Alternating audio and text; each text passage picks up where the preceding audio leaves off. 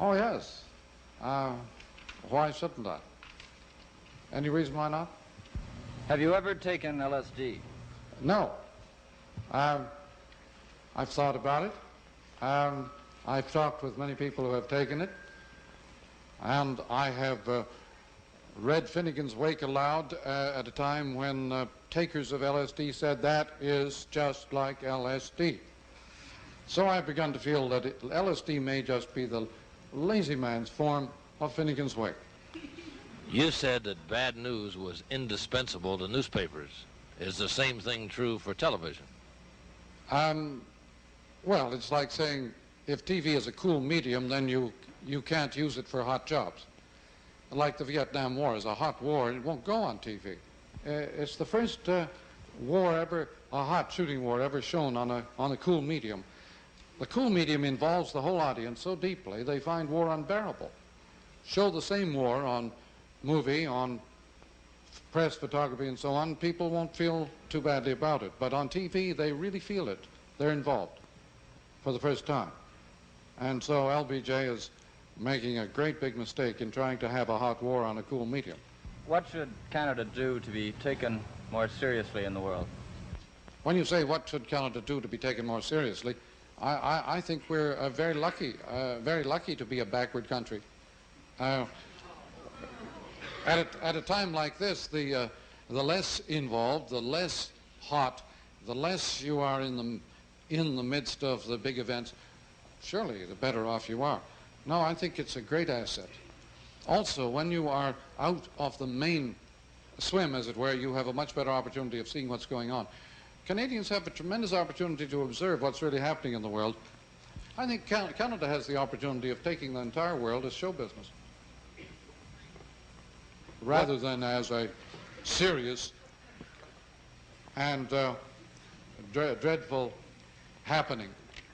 You know, why not? Why shouldn't Canadians accept the world as a happening and as show business?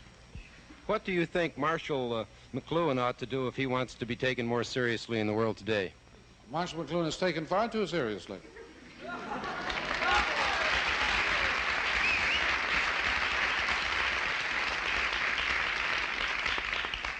I certainly wouldn't do anything to increase that. Marshal McLuhan, you say TV has turned the world into a global village. Am I right? Will it turn us all into global village idiots? Again, there are worse fates. An idiot means a very private person. That's a Greek word, meaning a very private person. I'm losing my idiot status steadily. I'm becoming less and less private. I'd much rather be an idiot. The book, in this picture, the assumption was made that the book was the source and cause of all idiotism, all individuality, and that the new media will turn us all into collective automata robots. This is a rather simple-minded idea. I mean, Truffaut and Bradbury together had cooked up something that's not very convincing. They are certainly true that the book has had an enormous amount to do with creating individuality, and the more people become individuals, the more they become competitive, and the more they compete, the more they become alike. It's true that competition has, and repeatability has tended to create a great sameness. And you can see that cool media don't always have that effect. There may be more individuality coming out of cool media. You've been quoted as saying that you don't necessarily agree with everything that you say. I have no point of view, as for example now. See, I couldn't possibly have a point of view. I'm just moving around and picking up information from many directions. No, a point of view means a static fixed position, and you can't have a static fixed position in the electric age. It's impossible to have a point of view in the electric age and have any meaning at all. You've got to be everywhere at once, whether you like it or not. You have to be participating in everything going on at the same time, and that is not a point of view. Would it really matter if someone burned all the books in the world? Well, I should think so. It would make quite a difference. But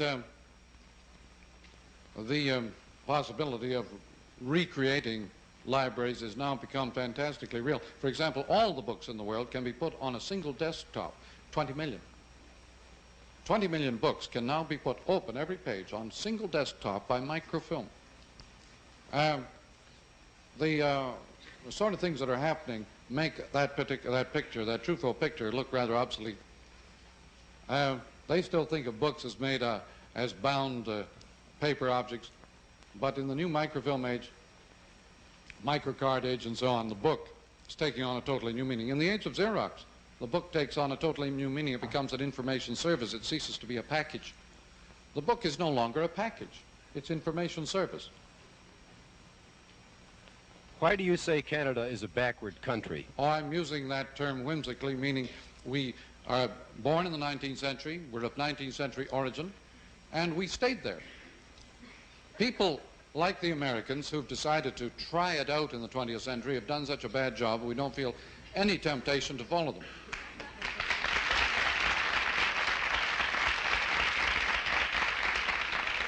But notice, for example, in British Columbia, they never had a 19th century.